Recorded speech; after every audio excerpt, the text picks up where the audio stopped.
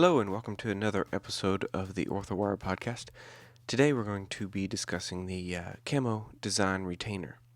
It's not to be confused with the camouflage pattern. That's a whole different one. This is just a real simple design that you can do real quick, just using 3 colors and doing them all in one step. We have Ivan here trying to put the name in the retainer. The colors we're using today are from JBC. They're grass green, caramel tan, and chocolate brown. And you'll see in a minute how he uses those in the same step to make the camouflage pattern. The first thing he does is use the grass green monomer, and he puts the first color down. He puts I asked him one time, how do you know how many layers? And he goes, just until the color looks right. So he puts about 2 or 3 layers down, make sure the wires are well covered in the retainer, and then he'll switch to clear here in a second. Depends on how thick you can get each layer. How consistent is the color? The consistency of the color. Gotcha. 2 or 3. Normal is 2, but Like if you see a thin spot, you gotta go back and add some more color.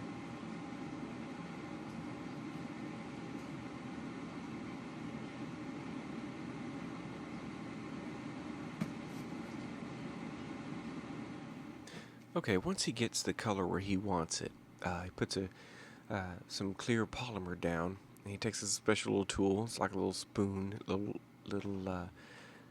carver thing, and then he'll just carve out little patterns. And it's kind of like a V here and a T there, and just he kind of does letters, and he spaces them in such a way where they kind of look like they interlock with each other. What's going to go in these little trenches, these little letters that he's making, are the caramel tan and brown. But as you can see in the picture at the beginning of this video, it could be any color. You can start with pink, and these could be, black that he fills in with.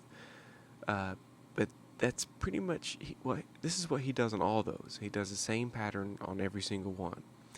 Like I said, he'll put a V at the top and a T at the side and a upside down U at another place, just trying to fill up every section. It makes a better retainer.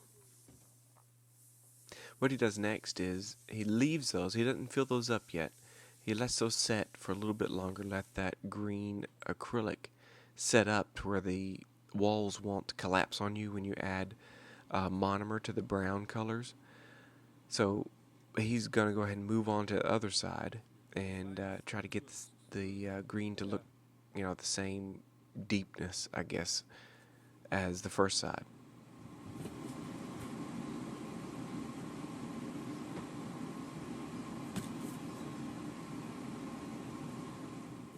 Okay, once he gets the thickness right, he's working on thickness right now, trying to get both sides the same thickness.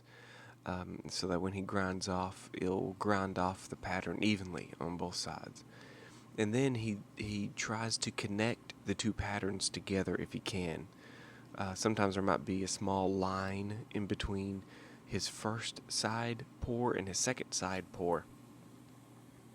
And that's for just continuity, so that you can't really tell that there's a difference between one side pattern on the other side. So as you can see, he's spacing them the same way. If there is a line, he'll try to cross it sometimes. You'll notice it. Check out our zebra retainer. He does cross that line.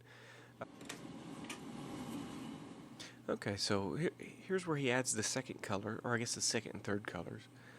What he does is pretty much he just fills in one side of, let's say, the letter. So, one side of the letter T, and then he crosses the top of the T with a different color. And if it's a V, he puts, darker on one side, lighter on the other. Kind of gives it a little 3D effect to it, make it look more camouflage-y a little bit. This is just our real easy. We charge a little bit less for this one because it's a lot easier to make than our camouflage, and we can incorporate into our pour-up system real fast. He can do these almost as fast as he can do a swirl or a zebra, polka dot. It's all using the same method, so that's how we came up with this. And again, you can use any color you want, really. Like at the picture at the beginning of this video, we had pink with black, and we had orange with black stripes. Those are real easy to do.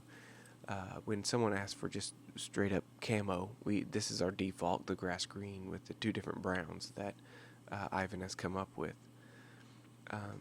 As you can see, he's kind of spilling over some of the brown and tan onto the top of the green.